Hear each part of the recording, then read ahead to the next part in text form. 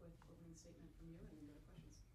Just excited to be here, and this just kind of kicks the season off for me personally. Just get the draft done, and in 2 weeks you're in camp, and then we're after it. So I'm excited to see what tonight brings. So, yep.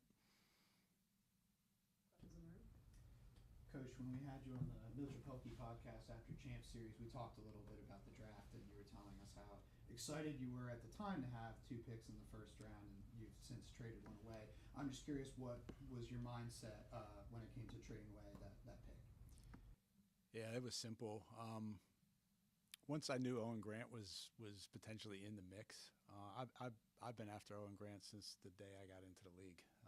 You can call Coach St. Laurent and ask him how many times I called him about trading for Owen. So, and we thought we had Owen in the Pat Cavanaugh deal, and you know that didn't work out. So, I think he's a superstar, and I think he's worth a third pick, and I think he's going to be an all-star, and that was a no-brainer. So.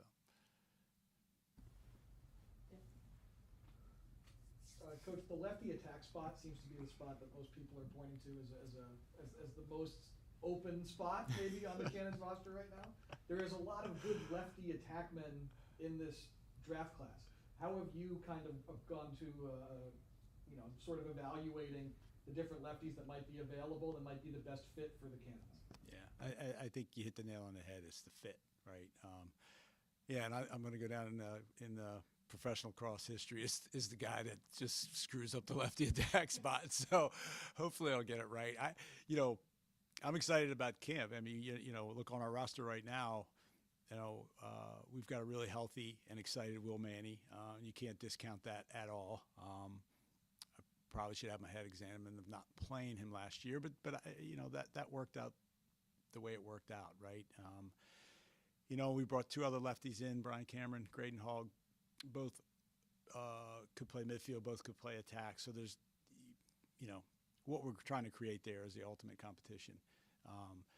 But back to your point, Dan, it's just a fit, right? So obviously the 2 top names right now are Colter Maxey and Owen Heltz, and they both have different styles, and they both when you look at them side by side, they just have they don't look right? But if you take Owen and what he brings to the table, does that fit the Cannons best, or does you take what Colter has and does that fit the table? Does that fit the Cannons the best? So we've had great discussions. Coach Jernstadt and Coach Arderna and myself and I have 2 other guys that we kick this around, and cool part is that we're literally split right down the middle right now on which person might fit us. So ultimately, it's going to fall on me, and that's going to be a good thing. But I think whoever we bring in is going to make that side of the field better, and the competition that we're going to have in camp is going to make the Cannons better by far. So it's a win-win in my mind, whoever we decide to bring in the draft tonight. So. You mentioned Coach O'Derna. I'm curious what your thoughts are on that hire. He's been one of the more exciting defensive-minded coaches in college lacrosse lately. What do you think he'll bring to your staff this year? Oh, my God, yeah, a ton of energy. You watch him on the sidelines recently? Yeah, I told him he's going to have to calm down a little bit for my taste. But no, that's why I was blessed enough to get him to want to join our staff. He's got a ton of energy. He's a really bright guy. As you guys know, we're passionate about lacrosse. I love to be around people that are passionate about what they do, and John certainly brings that to the table. Besides his knowledge of the game, and it's good too having college coaches as well. They're around these guys. They see who's playing and who's not, and they help me a lot with the draft. And the best part about John, to be honest with you, he's a cool person, man. He's fun to be around. He's got that Long Island swag to him a little bit, and I like that. And the players have really enjoyed, the Zooms that we've been on already. The feedback has been outstanding, so I'm really looking forward to the season. Other questions in the room? kick it to Zoom. Adam? Coach, Adam Lamberti here. You're sitting at 4 right now, but is there a possibility, or have you called Joe Spallina about maybe coming up to 3 to make sure that a guy you might be targeting at 4 isn't taking a pick before you? No, I haven't talked to Joe about that. And at the end of the day, Adam, if something works out that way, we feel pretty good about what our secondary option is going to be. And like I just said, they can't take everybody, right? So there's going to be somebody sitting there that we've done enough homework on and we're comfortable with. And so no, to answer your question, no, I haven't talked to Joe about that at all. Chris? Yeah, hey, Coach.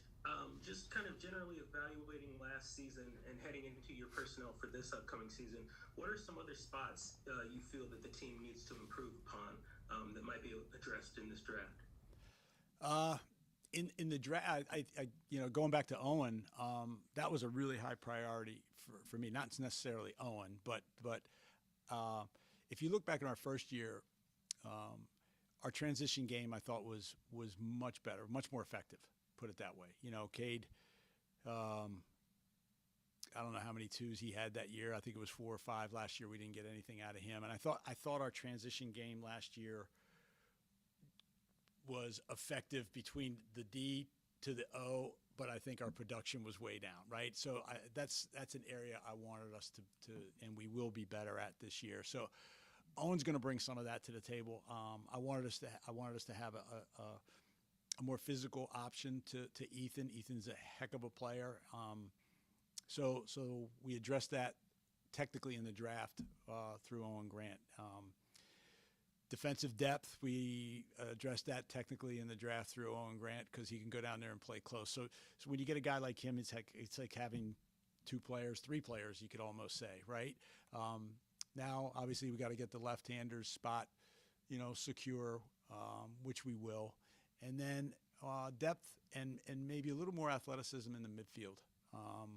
When you look the way we're set up, Matthew handles the ball the most of the time, does most of the dodging. I'd like to get a righty that may be able to take some pressure off of Matt, may be able to spend some time over with Mark on the high wing, 2-man games, some pop action there. So hopefully we can get that done. If we take care of the left-hander spot, which we will, and we get a midi that may be able to initiate a little bit more with Matthew, I will be ecstatic out of this draft. So.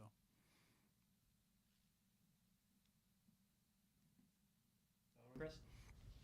One more. Speaking of lefty attacking, it was announced yesterday that Matt Cavanaugh is hanging him up, and so I just wanted to get your thoughts on, working with him towards the end of his career, especially his time, the championship series, and just what you got to see, working side by side with him.